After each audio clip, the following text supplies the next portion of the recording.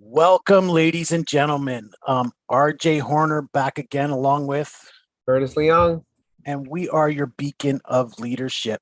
And we're here again, continuing on our discussion from last week. Last week, we talked about initiative. And if you want anything to happen, you need to put it into action. You need to take the steps in making it happen. You need to take initiative. And that was our topic last week. We had a great discussion. If you haven't had a chance to view that yet, please go to our YouTube channel, Beacon of Leadership, and download that and enjoy that discussion. It was a great conversation with some of our beacons. So today I have, he is in the background here, but joining us is our mentor and business coach who we're so proud of. We are happy to be one of his students or two of his students. So please welcome and joining us, Amit Ambagankar. Thank you for joining us today, and tell us a little bit, or tell people out there a little bit about yourself and who you are, what you do, and why we are so proud to us be associated with you. Thank you. Thank you, RJ. Thank you, Curtis, for inviting me today. I'm really honored and excited to be here. So my name is Amit Ambagankar. I'm a business coach. I'm a certified success trainer. I am also an international award-winning author and a professional speaker. So what I do basically is I help small businesses to help monetize their expertise. And that's my specialty. I teach them sales and marketing so that, they're not just doing it as a hobby, just not doing it as their passion, but they're fueling it by actually monetizing on what they really love to do anyways. So I do that through many coachings and trainings. And, RJ, Curtis, you've been part of some of my programs, and the results that you have produced just using some information of this is mind blowing. And that's why I like both of you. Like, you guys just don't do the listening and then no action after that. Like even today's session, you are there, you're taking action, you're doing live on a weekday evening at 7 p.m. at 8 p.m., which is amazing, which is all a marks of getting on the road to being successful and getting to the next level. So I'm really honored to be here and excited to have this amazing topic being discussed today. Absolutely. And for those of you who haven't gotten our topic, Curtis, what are we here to discuss today? Responsibility. And so to go ahead. Our individual selves, our families, and those who are, like, if you have a business, to people who we work with. Absolutely. Responsibility is important in both life or business. Now, we are talking about leadership or business and leadership. We're talking to coaches, authors, speakers, entrepreneurs. We're talking to those thought leaders who want to build a business or build up their expertise and their authority to create a service business to help people achieve, to help people become better. That's really our purpose and our mission. And then, so like I said, last week we talked about initiative, and you need to get it going. You need to get it started. Whatever you want to achieve, whatever you want to create, it's up to you to put that into action. So that was our topic last week. Yeah. But again, moving on from that, initiative can only get you so far. If you're not taking ownership, and that is what responsibility essentially means, is that you own it. You are the driving force. If you don't take responsibility, nothing occurs, or at least it won't continue to improve or become successful. So, Amit, what are your thoughts on responsibility? What does it mean for people out there to be responsible? So responsibility, of course, is one of my favorite topic, and I am a success trainer with Jack Canfield. And if you look at his book, which is the Success Principles, which outlines 67 principles, guess what the first chapter is? Responsibility. So even I know that the principles are not in an order of importance because all 67 principles are important, but I still think there is a reason why he actually put responsibility as the first chapter, because that really starts to open up our minds in terms of taking that responsibility, taking that first step towards taking that ownership, like you said. And that's a very, very important word to understand, RJ. So thank you for bringing that up. about what's happening around us, right? And that's what that's where it all begins, that I'm going to take the ownership. I'm going to take the responsibility for the things that are being created around me. And how can I actually decide what goes around me, people in my life, whom do I connect with? So it's a very, very good starting point. And we know you to be a very responsible person, at least from look, we can never know everything about everybody, but from what we've learned and what we visualize from you, you seem to be a very responsible person. You seem to have it all together. So again, we admire you for that. We Thank you. yeah. And so what areas of life should a person be responsible? Okay, so that's an amazing question. Now, the one of the things that I always encourage people to look at is, when you're thinking of responsibility, always think of a very important thing, which is called as a gradient. Okay, which is a very, very important concept to understand. Gradient is basically what level of responsibility can you start to assume? Because if a person is there, which is, is probably just starting out and doesn't want to assume responsibility of their life, right? And then you tell them, you know what, from this minute onwards, you need to assume 100% responsibility of your life. It's too high of a gradient. So generally what we recommend is start with taking 5% more responsibility. 5 seems to be a magic number. Okay. And you can look at your life. Like, let's talk about very specific things, right? Let's talk about your body. Okay. Let's talk about your physical status. And you think, you know what, I want to have a nice body. I want to be fit. I don't want to be as tired anymore. And I want to start taking more responsibility. Now, if you haven't exercised for the last 17 years, and now you suddenly wake up and say, okay, you know what, I'm going to be responsible and I'm going to start, running 3 hours a day. It's not going to work, right? So what you do is you start taking only 5% more responsibility in that area. So, okay, at my body. So what can I do 5% more this month, so that I will be taking 5% more responsibility? Okay, good. So I haven't done exercises. That's fine. Joining the gym, again, is too high of a gradient. But what about just taking a walk around the neighborhood, a 20-minute walk? Okay, how about not every day, just 3 times a week? Amazing. That's the starting point for this person, right? Because what ends up happening is, if you listen to some motivational speaker and say, yes, responsibility is important, you get motivated and you do that for 3 days, and then that's it dies down. Right? So you might as well start something that you have a reality on, and just do that 5%. Just do, even if you feel like doing 5-7 times a week, don't. Just do it 3 times. Get that going on a consistent basis. And once you have that going on a consistent basis, say, oh my God, 3 times is good. It's like a piece of cake for me. Now I'm going to go to 4. Excellent. Yeah. It's kind of like building on your consistency and building a habit makes it a responsibility. Yeah, very nice. That's good. Exactly. So responding to a stimulus. Absolutely. Yes. Yes. And when we talk about different areas, we talk about in different areas, and I would recommend 5 areas which are very, very specific in order to improve responsibility level that you're taking. The first area is what we talk about, your life and well-being. Okay, so if you are going to take 5% more responsibility for your life and well-being, okay, what is it that you can do?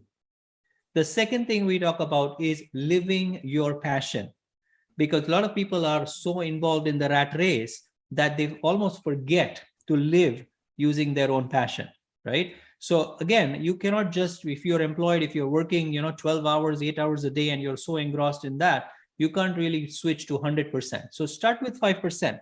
If I need to take 5% responsibility of my life on living on my passions that I have, what can I do starting this week? 5% more, okay? The third area is attainment of your goals. So you select what goals you want for your life. It might be money, it might be business, it might be a relationship with your spouse, with your family, anything, right? So pick up one goal that you want to achieve and improve that by 5%, okay? Number 4 is taking 5% more responsibility of your relationships. So let's say a friend, you have the school friend that you wanted to call for the last 5 years, you didn't get around calling him. Okay, you say, what can I do 5% more in order to improve that relationship? And the last one is also very, very critical. It's building your self-esteem. Okay, building the confidence that you need to have in order to deliver or achieve the roles that you want to achieve in order to have a successful life. So if you want to increase your self-esteem, what 5% more can you do in terms of taking more responsibility? Is it buying a book about self-confidence? Is it learning about self-confidence through RJ? Is it listening to one of his YouTube video? Like, what can you do in order to achieve that 5% more is what you can start to look at. And these are the 5 areas that I would recommend to start by being more responsible. And I like what you said, because look, we all have excuse-itis, right? We all have reasons why we can't do something.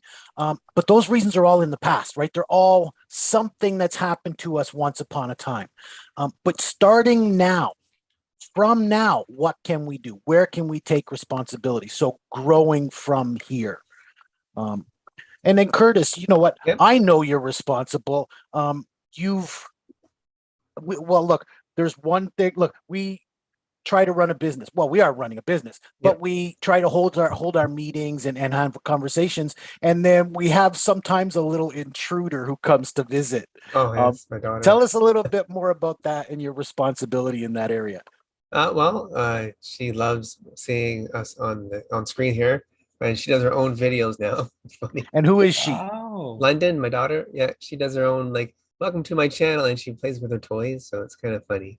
Just on video, I think on her own, nothing public.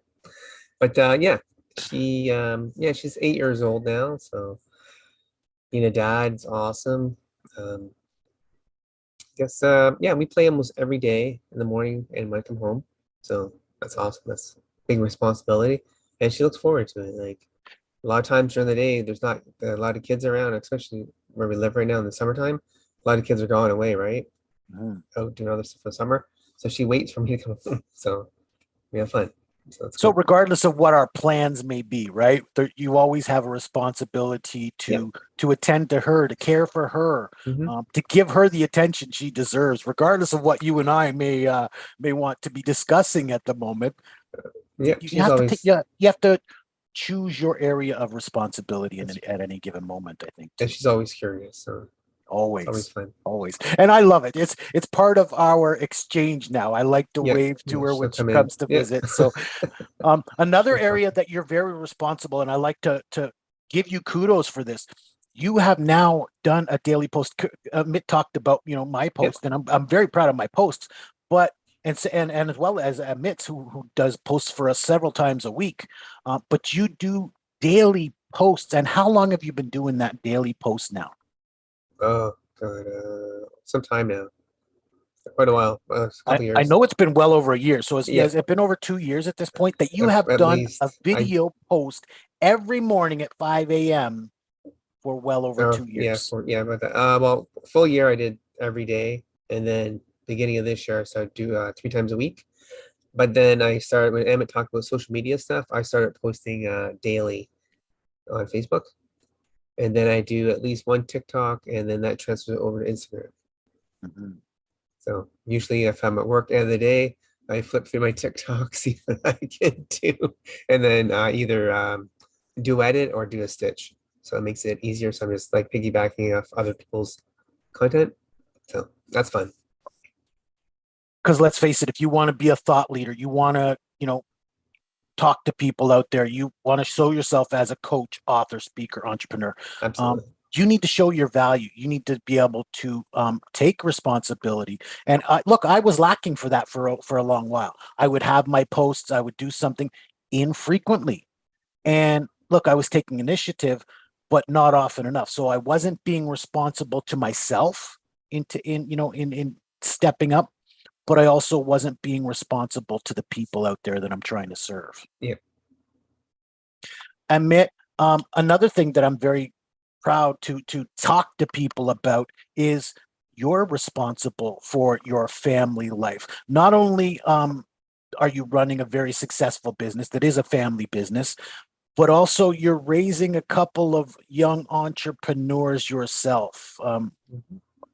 and tell us about that responsibility and what that is in, look, not only, I mean, your kids are allowed to have fun, I'm sure, but you're also elevating them to another level by teaching them responsibility.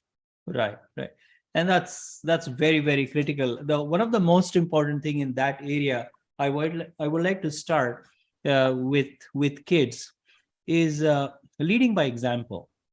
That's the best way to do it. Leading by example, because generally people will, and there was a very famous cartoon that I saw a year ago, whereby there is a mom, she's on her phone and doing something, and then beside her is her small little kid who's also on the phone, and then there is another mom on the same bench, right? She's reading actually a book, and then her daughter, again very, very small, reading a book, and then this mom is talking to the other mom saying, how do you get your kids off the screen? I have no clue. How do I get my kid off the screen? you know and it's so funny because obviously she's on the screen, her daughter is on the screen, right? Whereas the other family, the mom is reading a book, and there goes the child who's also reading a book, right? So when we look at this type of an image, it looks very obvious. Like, of course, children are following their parents, what they're doing. They see, like, for example, Curtis, when you talked about London, the reason why she's learning all those things is because she's learning from you. And you don't have to really get her to sit beside you and teach and all that. No, you just do what you're doing. You just do the best. You know that she knows that what you're doing is helping people, and she, of course, wants to help, right? So she automatically takes on that habit that you have and makes her own, right? And that's the beauty of this. Like, the people generally would have this notion that, no, I need to get my kid and listen to them and teach them, and no, you just lead by example. You just do the best things that are good for you and your family, and your kids will, before even they will start following, they'll start doing what's right for them. Okay. And the other aspect, which is really, really crucial, I'm also, just to let you know, I'm a part of another group. We are, it's called the Star Hero Academy. And what that Star Hero Academy is we are 5 founders of that group, and we are educating educators. We are educating educators, and we are 5 specialities. So basically, I'm looking at the entrepreneurship and finance part of it. We have teachers, we have a principal of a school who's a part of this 5 founding members. And what we are doing is we are implementing these programs at different levels of education. And essentially the concept, one of the major concepts that I teach in that Star Hero Academy is allow the child to make their own decisions. And the first time that generally people hear this, or even parents, when they hear it, it's like, no. I can't allow, she's only 15 years old. Well, I have allowed my children to take decisions as early as 2, 3, 4 years old. Yep. It's actually taking way more responsibility. And the term responsibility, why I'm discussing this right now, is it's very closely related to responsibility. There could be an argument saying, oh my God, how could you allow a 5-year-old to make his own decisions? Aren't you responsible for the 5-year-olds? Well, my responsibility is to educate the 5-year-olds so that they can make their own decisions. That's the beauty, right? Not to make the decision for them, because if I make the decisions for them, they are actually being irresponsible. They're doing it because I'm forcing that decision on him or her. But if I tell them that, okay, if you do this, this is going to happen. If this, what will happen? What do you think if you do this, what's going to happen? And I allow them to come up with the answers. I allow them to come up with solutions. And then based on whatever solution they come up with, they will actually make a decision, and I want them to be responsible for it. Okay, so it's a very high gradient of responsibility. Not all parents can do that. Not all teachers and educators are able to do that. But again, if you start slow, if you start at 1, 2, 5%, you will see that kids are so amazing at implementing this. It's just mind-blowing how well they implement these things. I've seen that technique used on a couple of occasions, and it's very rare. I will say, it's not a technique that most parents are prone to using, right? Most times it's I'll make the decision, but we're not, like you say, we're not serving the child. We're not doing them justice, because they'll always rely on others to make decisions for them. Exactly. So, and you're Exactly. by the sounds of it, you're also saying it's never too early to. We've talked about how responsibility is ownership. So you're giving them a sense of ownership of their own actions and their own decisions by Exactly. empowering them. Exactly. And the beauty of this is even if they damage their body, even if they lose something, even if they break something, it's a learning thing for them.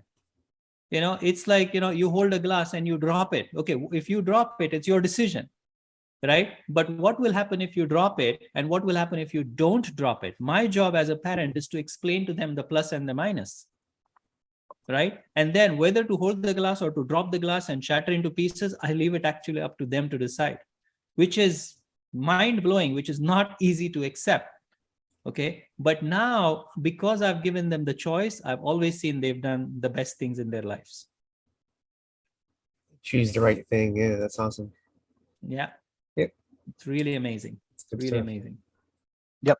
And you know what? Look, even as a grown up, I will say my decisions were made for me much until I was about 16 or 17, where I all of a sudden considered myself my own adult and had to rebel against my family leadership in order to become the person who I would be, right?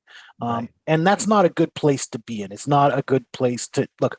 What ownership did I have? I've made a lot of mistakes in my learning as an adult, not as a child. When we need to learn from our mistakes. I always believe that we need to let children go. Look, we can't shelter our children, right? We can't protect them from everything, but by Exactly. arming them with the information and then letting them work it out and make mistakes, like you say, if they're going to.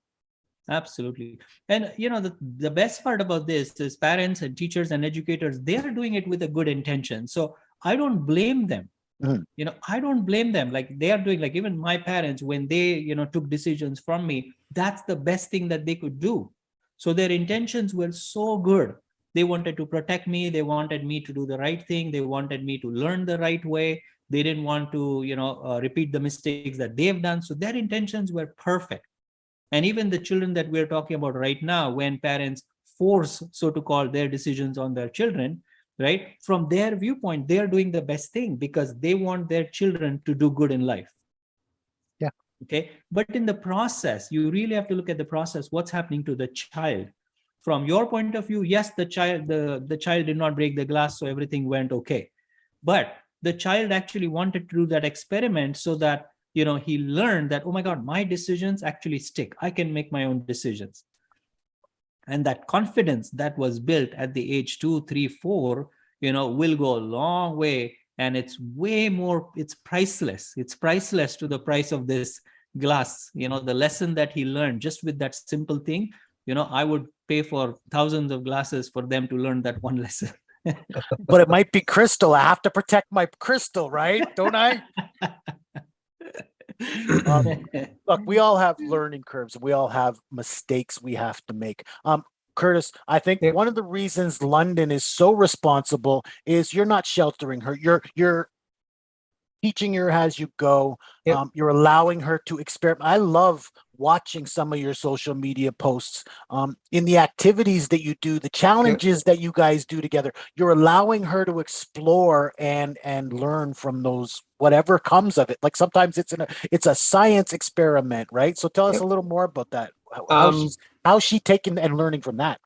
Pretty good. What we got was this book for families to do activities, and we just we get what each of us will pick one for the week or one of the weekends, and then we'll just scratch off, and then no matter what it is or how weird it may be, we just do it.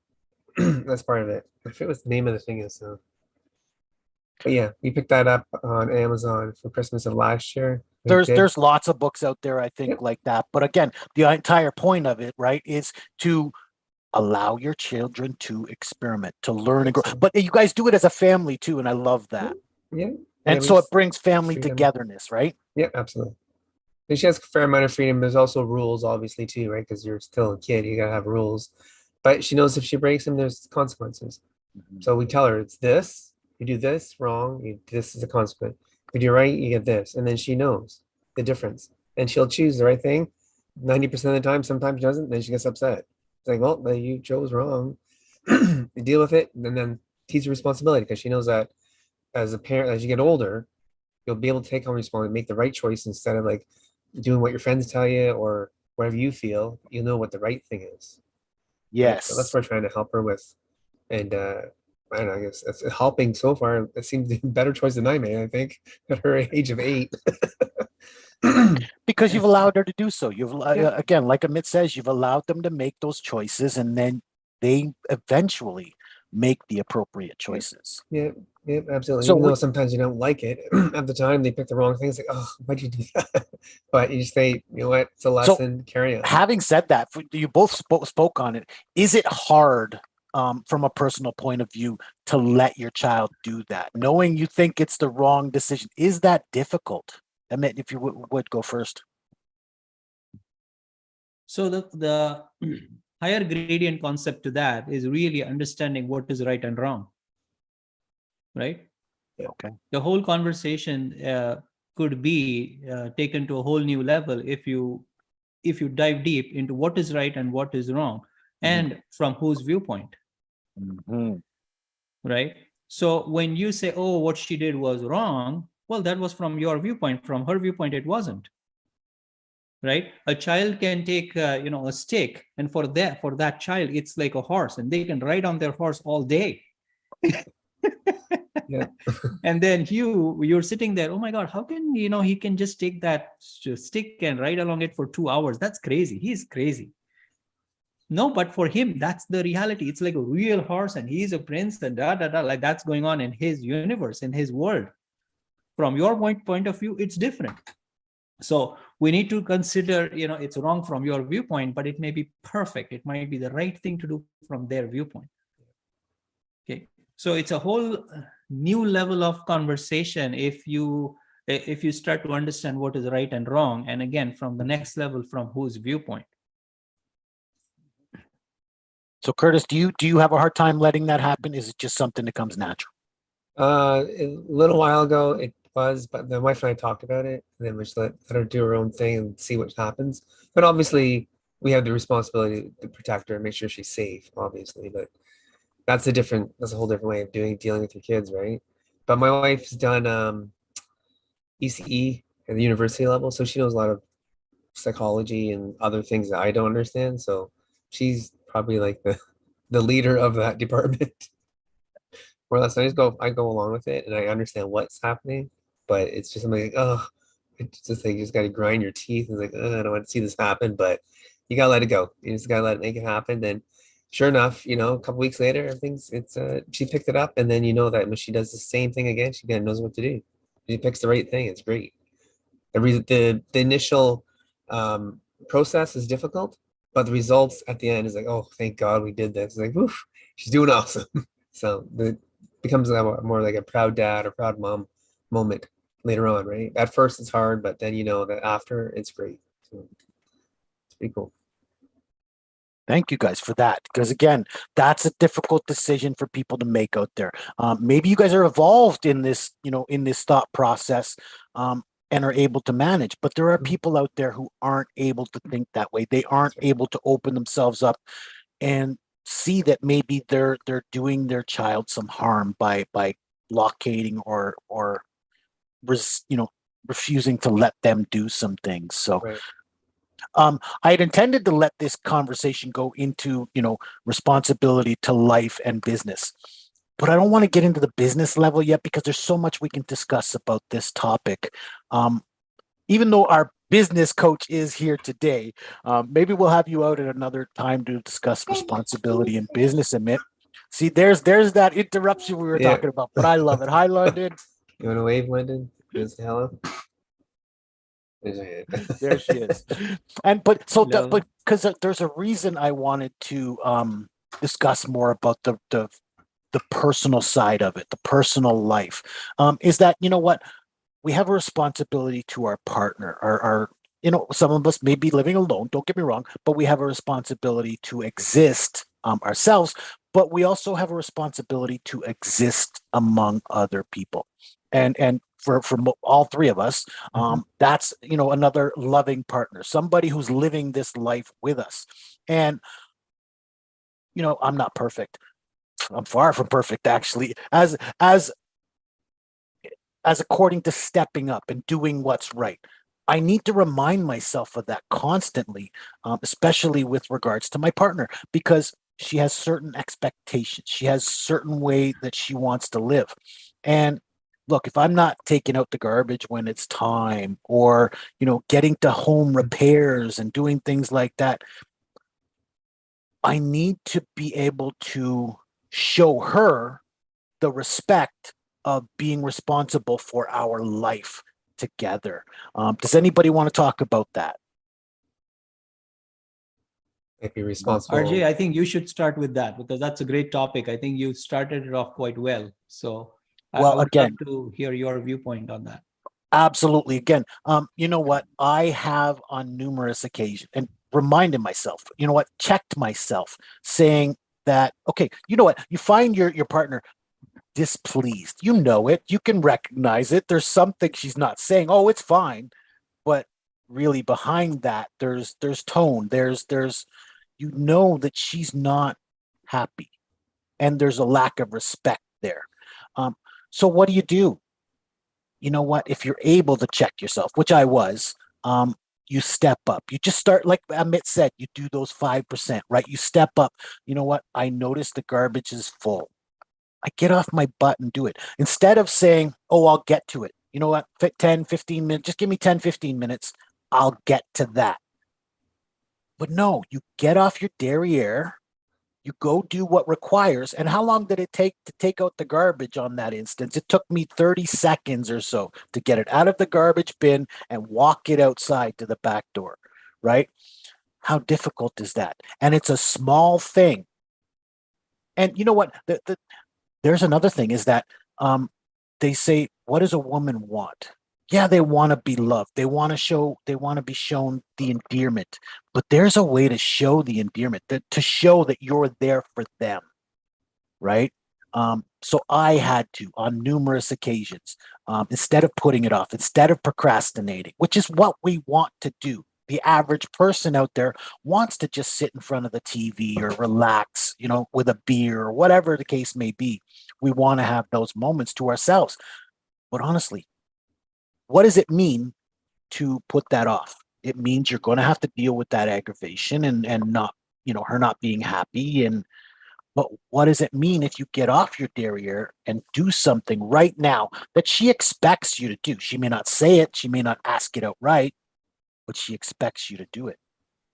Right. Honestly, a little thing that can help bridge that gap and bring you guys back together and help resolve that that dissatisfaction that's going on. So that's my thoughts on the matter.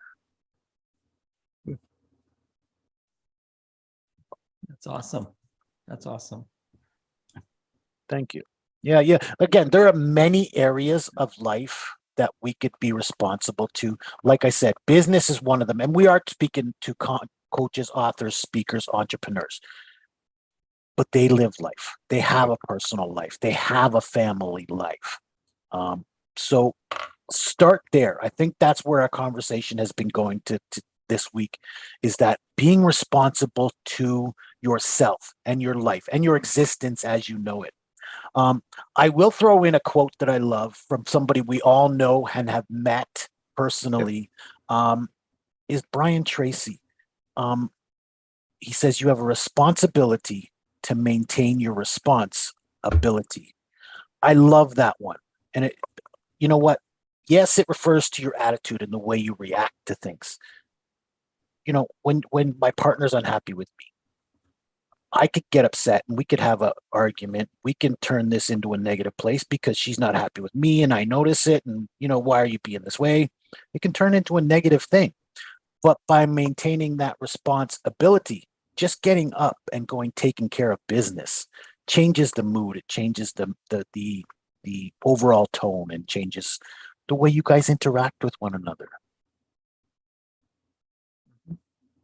So does anybody have any parting thoughts on responsible to your life and in your family? My responsibility is to tell everybody to subscribe and smash the like button. That's a good one. We can't Yeah. forget that one. Yeah. Amit, thank you for joining us today. We love and respect your opinion as always. Awesome. And thank you for coming out and being there for us and taking responsibility to show up. Thank you. Thank you. I Thank you. love Thank the you. conversation. Curtis and RJ, you both are doing so amazing. And I always want to support whatever projects, whatever ideas you come up with and you implement it so well. So I'm here to support you. And this conversation went really well. I love the conversation myself. And I would like to end my part on this responsibility area by giving a suggestion. Basically, with responsibility, what really helps is defining what is the role that you play in your family. Okay, and that's a very, very important thing to do. And generally, if you are an employee at a corporation, you have a job description.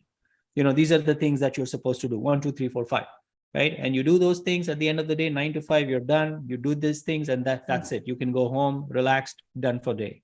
Right? But if you look at your role as a husband, if you look at your role as a dad, if you look at your role as a friend, there is no job description for it. There is no real product that you are producing in your role. So that's where there is a big gap. That's why the whole concept of responsibility fails, because it's not just taking responsibility, but knowing what responsibility to take. Is that defined? Right? If you want a successful relationship between you and your wife, between you and your daughter, like, do you know what responsibility you are supposed to hold? And do you know what responsibility she's supposed to hold? Is she clear on what your responsibilities are? Or are you sort of making up your own and she's making up her own? Because if that's happening, then chances are you might still get it right somehow. But because there is no communication, there is no reinforcement. Right? So if you have that defined, that, what, my job is to, let's say, for example, my job as a, towards my spouse is to maximize the potential of whatever she wants to achieve in her life in a specific area. Okay, my job is to maximize this particular thing that she wants to achieve. Okay, so I would have to do whatever I have to do in order to get that done as my outcome of my role in that relationship. How I do that, how often I do that, how many times do I do that, what time of the day I do that, that's my problem. That's not her problem. As long as I get the product on time delivered and the result is obtained. Okay, but in many relationships, if that is not defined, then what is really, are you basing your decision whether you're fulfilling your responsibility or not? Yeah. So it's an exercise. It's a very important drill to do, and I can tell you 0.0001% of the people actually do this. Yes. Yes. And so if I can, again, that's a powerful concept. It's a powerful thought. So if I can just sum it up, look, I'm a father, I'm a husband, I'm an uncle.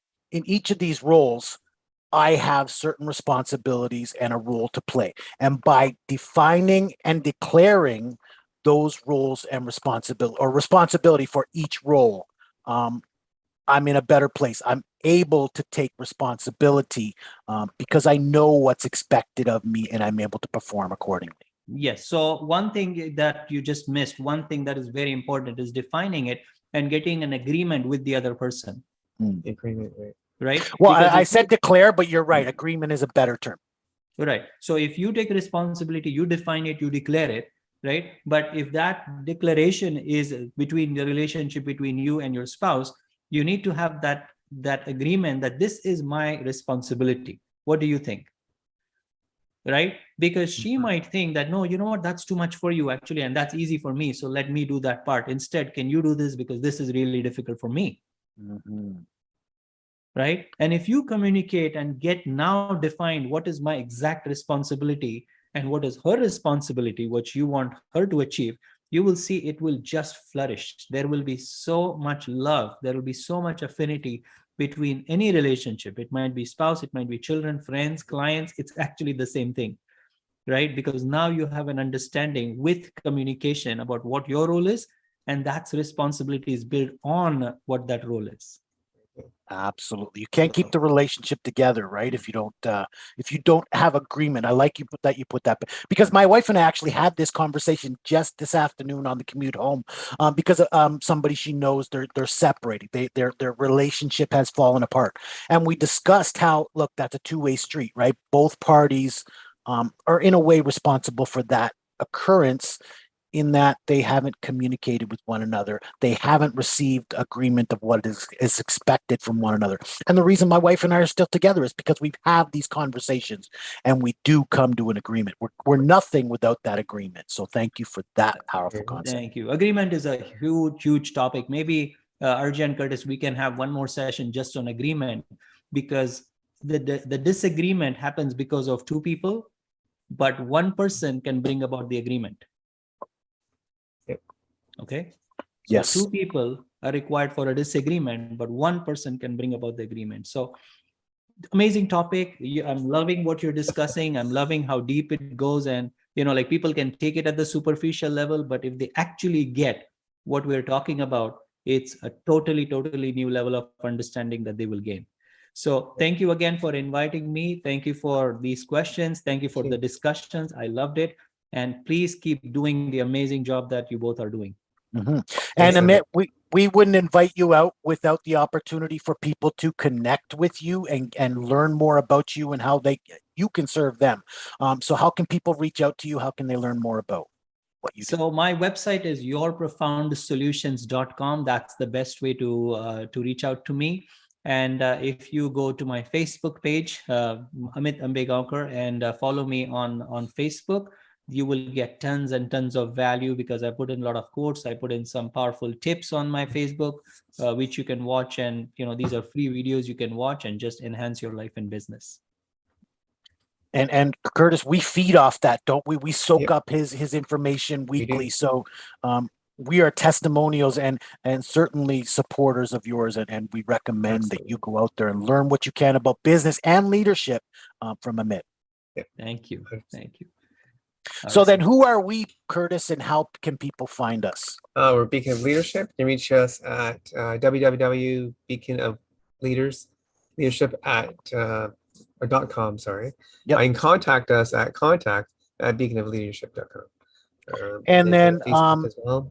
Yep, Facebook is the same thing, facebook.com/groups/Beacon of Leadership. And a Facebook page is facebook.com/Beacon of Leadership. So you can find out more about us. In case you haven't heard, we are Beacon of Leadership. And the Buzzsprout Beacon of Leadership podcast? Yeah, and you can find our podcast, buzzsprout.com/ is it Beacon of Leadership.buzzsprout.com. Yeah. You can also check it out on Spotify, SoundCloud. What's the other one? iTunes. iTunes. Yep. Perfect. Yeah. And don't forget, like you say, how can they find us on YouTube? Beacon of Leadership on YouTube. Yeah, subscribe, smash the like button, and ring the bell. So ring the bell. Live. I love it. That's the one I love to hear. Ring my bell. Ring the bell and get notified when we go live. Absolutely. Or whenever you have a new video up. So I hope everybody's had value in our discussions. I think we are going to have that discussion on agreement very soon. I'm also going to talk about responsibility in your business. Maybe more of a personal level today, so it's awesome. Yeah, I'm glad that this took on a more personal life experience responsibility, because there is, I think, the first responsibility we have is to ourselves. Yep. Then those we have to exist around, and that requires some effort in our personal life. So absolutely.